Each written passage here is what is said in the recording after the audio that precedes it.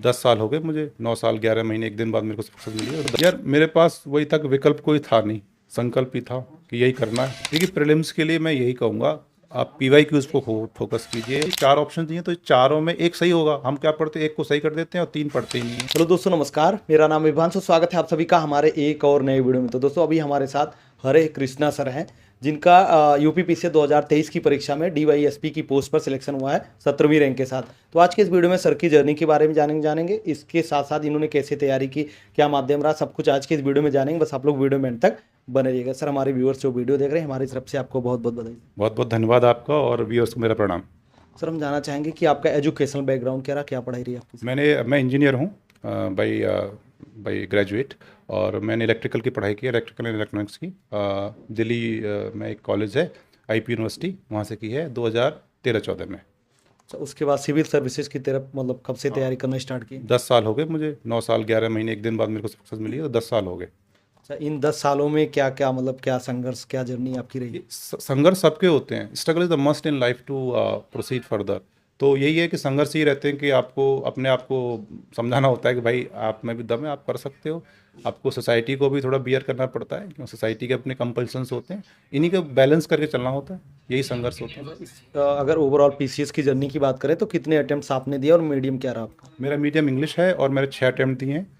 मैंने 5 बार प्रीलिम्स निकाला है। मेरा दूसरा इंटरव्यू था ये, और पहला सिलेक्शन है, ऐसे करके हुआ। अभी पीयूष सर बता रहे थे कि आपने कई सारे अटेम्प्ट्स आपने मेंस के दिए हैं, मतलब 17-18 मेंस आपने लिखे हैं अलग अलग स्टेट के। तो उन जगहों पे क्या क्या चीज़ें हुई थी सर? वही है, देखो यार, उस टाइम पे मतलब मैंने यूपीएससी स्टार्टिंग में दिया, तो मैं यूपीएससी के साथ किसको एग्ज़ाम नहीं देता था।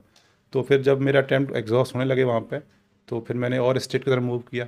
तो जैसे एमपी है, राजस्थान है, फिर मैं यूपी है, उत्तराखंड है, इनको मैंने फोकस किया। 2-3 बार इनके मेंस दिए, तो टोटल मिला के मेरे करीब 15-16 मेंस हुए हैं। बस यही था कि मतलब एक इन्वॉल्व रहना इस प्रोसेस में, प्रोसेस में इन्वॉल्व रहने के लिए मैं अपना ये एग्ज़ाम देता। दोस्तों, पीडब्ल्यू का सबसे बड़ा फेस्टिवल विश्वास दिवस आ गया है, जिसका आप सभी लोग बेसब्री से इंतजार कर रहे थे। यदि आपका टारगेट यूपीपीसीएस 2025 है, या फिर आप 17 मार्च को होने वाले यूपीपीसीएस प्रीलिम्स 2024 की तैयारी करें, तो आप सभी लोग के लिए पीडब्ल्यू यूपीपीएससी वाला लेकर आया है सक्षम बैच यूपीपीएससी 2025 एंड आक्रोश बैच यूपीपीएससी प्रीलिम्स 2024 के लिए, वो भी 65% तक के डिस्काउंट के साथ। दोस्तों, इन कोर्सेज का लिंक वीडियो के description box and comment box में दिया गया, आप वहां से जाकर ज्वाइन कर सकते हैं। एंड हाँ, यदि आप लोग स्क्रीन पर दिया गया हमारा कूपन कोड VP500 यूज करेंगे तो आप सभी लोग को 500 रुपए तक का एक्स्ट्रा डिस्काउंट भी मिलेगा। अच्छा, कई सारे लोग का क्या है, अगर मान लीजिए प्रीलिम्स में फेल हो रहे हैं या फिर मेंस में 1-2 अटेम्प्ट्स ये नहीं हो रहा है, तो उनको लगता है कि मतलब हम इसके लिए नहीं बने हैं, मतलब तैयारी हमारे लिए नहीं सही है, वो मूव ऑन कर मतलब छोड़ देते हैं तैयारी करना।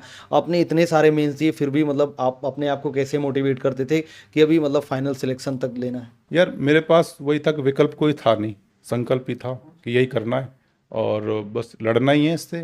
क्योंकि जिस चीज़ के लिए मैं आया था, मेरे पिताजी और मम्मी जी का कोई ऐसा प्रेशर नहीं था कि आपको इतने वही करना है। पर थोड़ा मेरा संघर्ष ज़्यादा लंबा हो गया, टाइम ज़्यादा लंबा हो गया, तो वो भी थोड़ा सा बाद में हल्का सा सोसाइटी के प्रेशर में आने लगे थे। बट उन्होंने कभी मेरे को फील होने नहीं दिया, और मुझे अपना श्योर था कि भाई मुझे करना ही है ये, तो इसलिए मैं करता रहा। अगर प्रीलिम्स की जर्नी की बात करें तो मतलब काफ़ी आपका प्रीलिम्स बहुत अच्छे से तैयार था, क्योंकि लगातार आप मेंस दे रहे थे। तो प्रीलिम्स के बेस पे आप क्या अपनी रणनीति फॉलो करते थे, या कैसे तैयारी आपने की थी? लगातार आपका प्रीलिम्स हर स्टेट में जहाँ भी दे रहे थे आपका निकल रहा था। देखिए प्रीलिम्स के लिए मैं यही कहूँगा, आप पीवाई क्यूज़ को फोकस कीजिए। लो हैंगिंग फ्रूट्स हैं, जैसे जिस फॉर एग्जांपल यूपीपीसीएस में पॉलिटी, इकोनॉमी, ये है थोड़ा लो हैंगिंग फ्रूट्स हैं। ज्योग्राफी मैपिंग वाला पूछता है, तो मैपिंग को अच्छे से तैयार कीजिए। एंशियंट इंडिया और मिडेवल इंडिया थोड़ा टफ है, तो उसको उतना ही कीजिए जो पीवाई क्यू आए हुए हैं, और थोड़ा उसको अच्छे से गूगल करके जाइए, सारे पीवाई क्यू खोल के जाइए, बस इतना कीजिए। और घटना चक्र की बुक्स आती हैं, उनको थोड़ा सा देखते रहिए और बार बार रिवीजन पे फोकस कीजिए। अच्छा, जिस तरीके से देखा जाए प्रीलिम्स के एग्जाम में पैटर्न बदल रहा है, कथन निष्कर्ष वाले क्वेश्चन पूछ रहे हैं, या फिर बहुत अलग अलग तरीके से क्वेश्चन पूछे जा रहे हैं, उसमें टाइम भी बहुत ज़्यादा लगता है। तो उस हिसाब से अपने आप को किस तरीके से ढालें तैयारी के उसमें? वही है कि practice makes a man perfect. जो ट्रेंड चल रहा है उस पर आप अपना काम कीजिए। देखिए, आप जब तक अपनी स्ट्रेटजी चेंज नहीं करेंगे तो आपको सफलता नहीं मिलेगी। आप गोल चेंज मत कीजिए, आप स्ट्रेटजी चेंज कीजिए, और जो समय की रिक्वायरमेंट है उसके हिसाब से पढ़िए। अच्छा, मेंस की रणनीति की बात करें तो आपने GS 1 2 3 4 5 अभी पेपर 5 और 6 भी ऐड हुआ, तो इसके लिए क्या आपकी रणनीति रहती थी? वही है, जहाँ से आपने जो पढ़ाई की है, GS1, GS2, GS3, GS4, go to the syllabus, go to the PYQs और उन्हीं को ढंग से प्रैक्टिस कीजिए। कोई टेस्ट सीरीज ज्वाइन कर लीजिए या मत कीजिए, ले आइए उनको, लिखिए, अपने दोस्तों से चेक कराइए या फिर अपने पीयर ग्रुप, अपने जो भी आपको लगे कि ये भैया हैं या फिर दीदी हैं, इनसे चेक करा सकते हैं, उनके पास टाइम, उनसे चेक कराइए।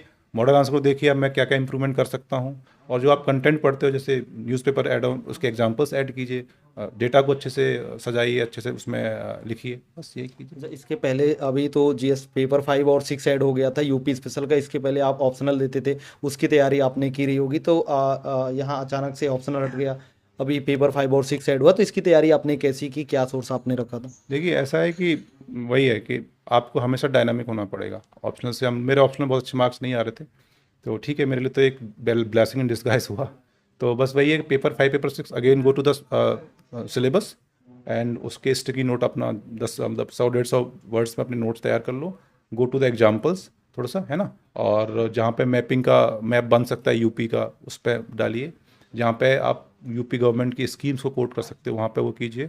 और यूपी गवर्नमेंट के हर एक डिपार्टमेंट की वेबसाइट है, उस पर जाइए, स्कीम्स क्या क्या हैं, थोड़ा उनसे लाइए, थोड़ा केस स्टडी डालिए कि बांदा में क्या हो रहा है वाटर कंजर्वेशन के लिए, मैनपुरी में क्या हो रहा है भूमि संरक्षण के लिए। तो उससे क्या होता है कि एक आपको पता लगता है कि इन डेप्थ नॉलेज इस बंदे को। अच्छा, निबंध और हिंदी की बात करें तो इसके लिए आपने तैयारी कैसे की थी? सर हिंदी में मैं CL त्रिपाठी सर से जुड़ा हुआ हूँ 2-3 साल से। तो एक मैम थी, शिल्पी मैम, CTO मैम है वो, तो उनने मेरे को सर से जोड़ा था। तो हिंदी में मैंने जो व्याख्या वाला और वो वाला पोर्शन है सर से सीखा, और जो व्याकरण वाला पोर्शन है वो अपना याद कर करके PYQ लगा के, और थोड़ा सा जो पृथ्वीनाथ पांडे या फिर जो भी एक बुक है उस हरदेव बारी, उससे जो है किया। अच्छा, अगर बात करें जैसे कि प्रीलिम्स की कोई तैयारी कर रहा है तो टेस्ट सीरीज उसके लिए कितना इंपॉर्टेंस रहता है, मतलब कहीं कोचिंग में जाके ज्वाइन करें या फिर ऑनलाइन भी बहुत सारी टेस्ट सीरीज चलती रहती है या फिर मार्केट में आती है उसको लाके रूम पे सॉल्व करें, कैसे उसकी मैं पहले ये कहूँगा, पहले PYQ सॉल्व करो बढ़िया तरीके से, घटना चक्र को बढ़िया तरीके से 2-4 बार रिवाइज करो, PYQ रिवाइज करो, और फिर आपके पास टाइम बचे तो आप जो है किसी भी इंस्टीट्यूट को ज्वाइन कर सकते हो, नहीं कर सकते हो तो ले आओ उनको, उनको वैसे सॉल्व करो बस। अच्छा, पीवाईक्यू में एक चीज़ जानना चाहेंगे, जैसे पीवाईक्यू तो एक घटना चक्र का आता है जिसमें बहुत सारे एग्जाम्स के मतलब उसमें दिए रहते हैं पीवाईक्यू, लेकिन क्या वो पीवाईक्यू घटना चक्र वाला या फिर अलग से जो पीसीएस का हर साल पेपर होता रहता है उसका? PCS का ही कीजिए। और घटना चक्र में क्या है ना, उन्होंने जो एक्सप्लेनेशन दिए उसको भी पढ़िए, साथ में जो 4 ऑप्शंस है ना उनमें पूछिए ये क्यों नहीं है, और उसको थोड़ा गूगल कीजिए। अभी थोड़ा टाइम कम है, पर जो बच्चे नेक्स्ट अटैम्प्ट देंगे या फिर अभी ग्रेजुएशन के फर्स्ट या सेकंड ईयर में, मैं उनसे यही कहूँगा कि थोड़ा सा प्रोसेस को पायस कीजिए, जो चीज़ रिक्वायर है उस पर फोकस कीजिए, ना कि कन्वेंशनल चीज़ों पर। अब कन्वेंशनल चीज़ रही नहीं है तो उन पर फोकस कीजिए। 4 ऑप्शन दिए तो चारों में एक सही होगा, हम क्या पढ़ते हैं, एक को सही कर देते हैं और 3 पढ़ते ही नहीं है। अरे क्यों, वो गलत क्यों दिया है, उसको गूगल की, हो सकता है अगली बार उससे क्वेश्चन आ जाए, बस यही कीजिए। सर, हमारे साथ बहुत सारे छात्र जुड़े जो कि पीसीएस की तैयारी में लगातार लगे हुए हैं, कुछ लोग का फर्स्ट अटेम्प्ट होगा, कुछ लोग पहले से ही तैयारी कर रहे हैं, तो उनके लिए कोई सजेशन है, सुझाव? बस वही सजेशन है कि भैया अपनी प्रोसेस को पायस रखो, आपका प्रोडक्ट प्रॉफिटेबल रहेगा। 3 इयर्स पे काम करो कि एक्सेप्ट योर डेफिशिएंसी, आप एक्सेप्टेंस लाइए कि जो चीज़ कमी है उस पर वर्क करेंगे, एक्शन कीजिए, और आपको अचीवमेंट दिन देर रात सवेर कभी ना कभी पक्का मिलेगा। और बी पेशेंस, क्योंकि ये एग्ज़ाम पेशेंस का है, ये जॉब नहीं है, ये सर्विस है, और service requires time and patience. तो both for the student, aspirant, और उनके जो सपोर्ट सिस्टम है, चाहे भैया भाभी, चाहे माँ बाप, जो भी है, और सबसे इम्पॉर्टेंट है अल्लाह, ईश्वर, जो भी जिसको मानते हैं, उसकी बहुत बड़ी कृपा।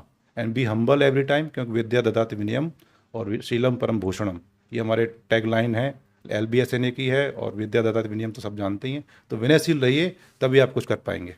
ओके सर, आपका बहुत बहुत धन्यवाद कि आपने हमारे और हमारे व्यूअर्स के लिए इतना कीमती समय दिया सर। बहुत बहुत धन्यवाद आपका, आपने हमको समय दिया। ठीक है।